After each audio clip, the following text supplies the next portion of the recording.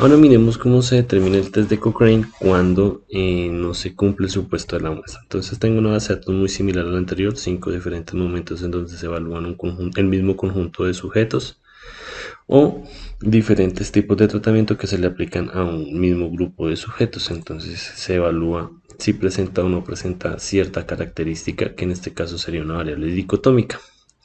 Y vamos a valorar el supuesto. Ya tenemos uno, que la variable dependiente sea categórica y que yo tenga diferentes categórica dicotómica y que yo tenga un grupo relacionados. Entonces vamos a verlo del supuesto. Me voy a datos, agregar datos, paso esto debería ser así, paso mis variables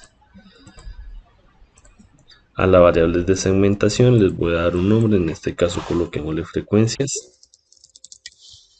y vamos a colocarle un nuevo nombre al nuevo conjunto de datos y le damos a aceptar.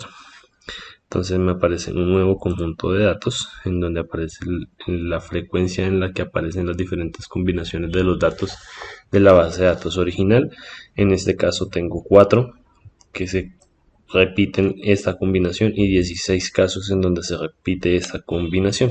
Recuerden que para suplir o para cumplir el supuesto debo eliminar aquellos casos en donde hay similitud de respuestas en cada uno de los momentos de evaluación. Entonces en este caso me quedaría solamente con esta y quedaría con una muestra de 3 sujetos o de 3 eventos. Entonces pues evidentemente no cumple el supuesto porque como mínimo debo tener 4. Entonces como no cumple el supuesto debo hacer o buscar la significancia exacta. ¿Cómo lo hago? Me voy a mi base de datos original, le digo analizar, estadísticos, pruebas no paramétricas, cuadro de diálogos antiguos y K muestras relacionadas. Selecciono la Q de Cochrane, paso mis variables al campo de prueba, Q de Cochrane, y en exacto le voy a decir que quiero la significancia exacta. Listo, lo dejo tal cual como aparece allí y le digo aceptar. Entonces mire, me arroja las frecuencias de aparición por cada una de las variables y el valor de Q de Cochrane con una prueba de significancia exacta. Entonces mire cómo varía de la exacta a la significancia asintótica bilateral.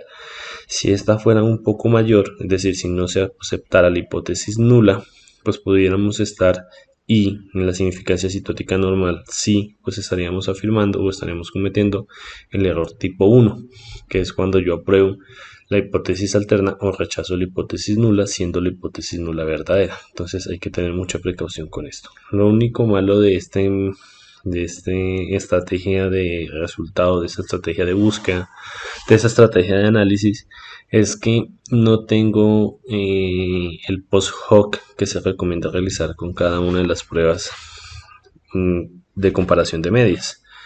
Entonces, pues en este caso se puede hacer de forma manual, es un poco engorroso porque tendría que hacer el análisis de 2 en 2, es decir, categorías por categorías, tendría que irme a pruebas no paramétricas relacionadas, campos, pasar primero mis 2 primeras variables, irme a personalizar prueba y hacer una prueba McNemar.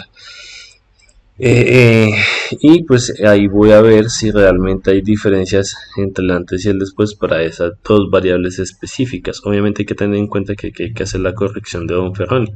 La corrección de Bonferroni es básicamente coger y dividir el p-valor por el total de grupos. Entonces en este caso tengo una significancia de 250. Tendría que dividirlo entre 5. Es decir, para yo demostrar que hay una diferencia estadísticamente significativa entre estas 2 variables, pues mi nivel de significancia sería 0,05. ¿Eso qué quiere decir? Para yo decir que una variable, que una diferencia es estadísticamente significativa, haciendo la corrección de Bonferroni, tendría que ser por debajo de 0,01. Solamente cuando este valor de significancia de por debajo de 0,01, ahí sí estaría afirmando una diferencia estadísticamente significativa por la corrección de Bonferroni que les estoy comentando, y eso lo pueden poner en el paper que se hizo la corrección de Bonferroni encontrando diferencias entre estas y estas variables. Pero pues esa es la estrategia en caso en que no se tenga el supuesto de la muestra, aunque muy pocas veces va a suceder, pero pues es otra estrategia más para el análisis de los datos.